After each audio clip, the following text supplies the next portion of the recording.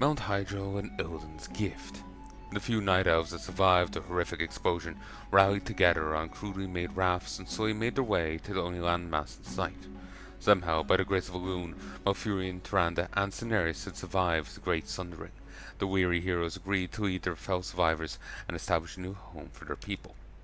As they journeyed in silence, they surveyed the wreckage of their world and realized that their passions had wrought the destruction all around them. Though Sargeras and his legion had been ripped from the world by the well's destruction, Malfurion and his companions were left to ponder the terrible cost of victory. There were many highborn who did survive the cataclysm unscathed. They made their way to the shores of the new land along with the other night elves. Though Malfurion mistrusted the highborn's motivations, he was satisfied that they could no longer cause real mischief without the well's energies.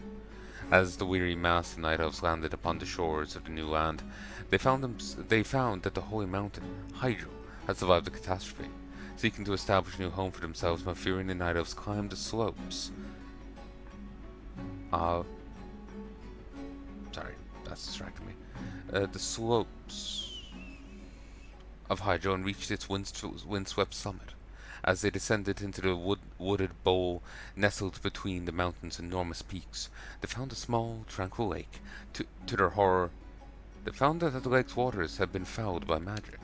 Illidan, having survived the sundering as well, reached Hyjal's summit long before Malfurion and the Night Elves. In his mad bid to maintain the flows of magic in the world, Illidan had poured his vials, which contained precious waters from the Lake of Eternity, into the mountain lake. The well's potent energies quickly ignited and coalesced into a new well of eternity. The exultant... it's not a word I'm used to saying.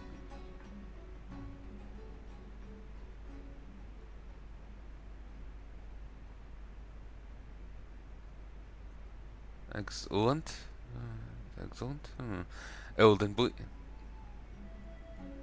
Illidan, believing that the new well was a gift to future generations, was shocked when Malfurion hunted him down.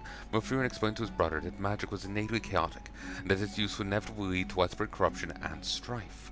Still, Illidan refused to relinquish his magical powers. Knowing full well where Illidan's ruthless schemes would eventually lead, Malfurion decided to deal with his power-crazed brother once and for all. With Cineris' help, Malfurion sealed Illidan within a vast underground barrow prison, where he would remain chained and powerless until the end of time.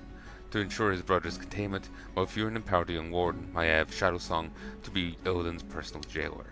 Concerned that destroying the new well might bring an even greater catastrophe, Night Elves resolved to leave it be. However, Malfurion declared that they would never practice the arts of magic again.